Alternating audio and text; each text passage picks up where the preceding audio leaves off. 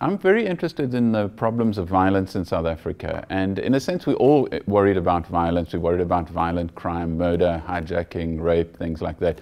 But when we look at this problem a little more deeply, the interesting thing is, although people are really worried about and concerned about violence in certain forms, there's a lot of forms of violence that people in fact find completely acceptable. So although on the one hand we're concerned about certain acts of criminal violence, at the same time, people often argue, well, the police should be being more forceful, that it's okay if the police use a little bit of brutality to apprehend criminals, even if they use torture to extract evidence from people.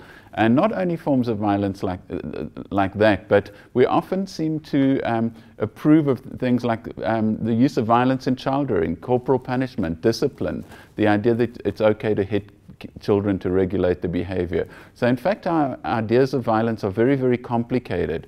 And it's not just that we don't want violence, it's almost as if there's certain kinds of violence we don't approve of because those might harm us. But there are a lot of other kinds of violence that we're quite sympathetic towards.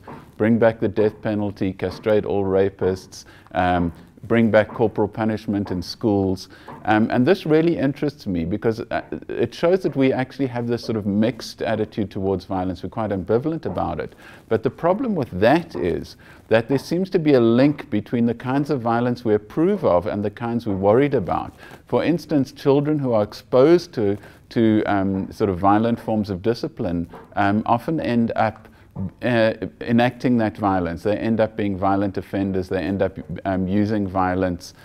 For instance, we see a lot in families where children have grown up seeing their fathers use violence as a way of controlling the family, domestic violence.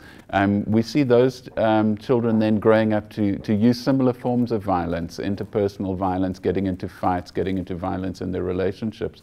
So we need to think much more carefully about the difference between the violence we don't like and the violence that we approve of, and to be much more critical about understanding how the forms of violence we tend to approve of, like corporal punishment, actually lead to increases in other forms of violence that are in fact the social problem we're worried about.